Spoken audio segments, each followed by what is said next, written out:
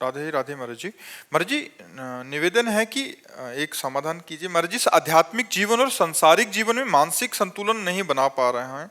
क्या मानसिक संतुलन डिप्रेशन है या कोई साया महाराज जी? मानसिक संतुलन कोई साया फाया नहीं है।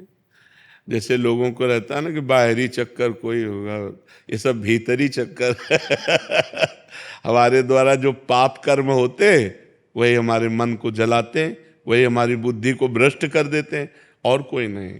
जैसे भूत प्रेत भी आता है ना किसी के दिमाग में, तो पाप कर्म के कारण ही आता है। हमारे पाप कर्म को भुगताने के लिए भूत का आवेश होता है और वो हमें दुख देता है, और जब हमारा पाप कर्म क्षय हो जाता है तो या तो कोई झाड़ने फूकने वाला मिल गया या स्वयं चला जाता है।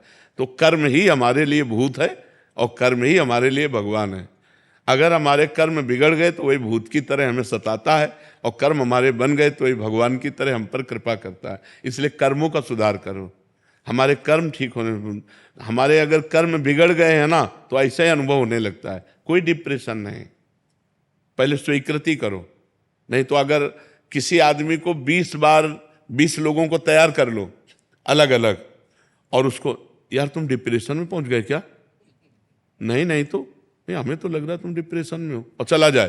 फिर दूसरा आवे, यार तुम डिप्रेशन में पहुंच गए क्या, और 20 का है, अगर वो अस्पताल ना पहुंच जाए तो हमसे बात कर लो।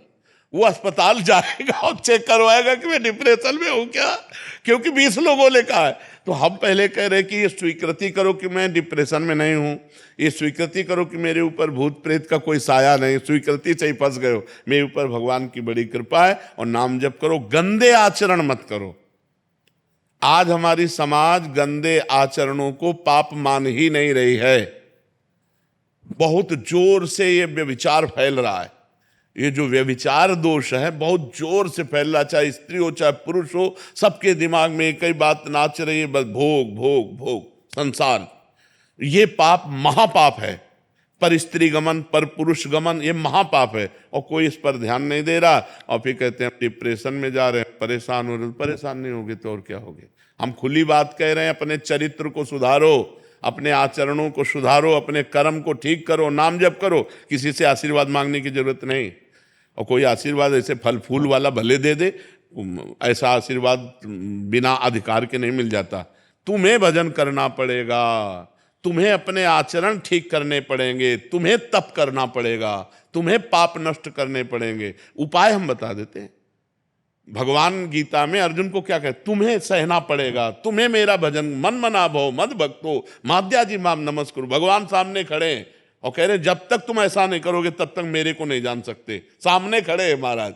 अनन्य चेता सत्यम, मेरा सतत चिंतन करो। अनन्य चिंतयन्तो माम, मेरा अनन्य चिंतन करो। भगवान बार बार कह रहे। तो हम जब भगवान कह रहे हैं तो हम लोग तो भगवान के दास हैं। सदगुरुदेव भगवान बड़ी कृपा, जोरदार है विपक्ष, बहुत जोरदार। हाँ, विपक्ष तो जोरदार क्योंकि हमारे स्वामी का ही है, किसी और का है क्या?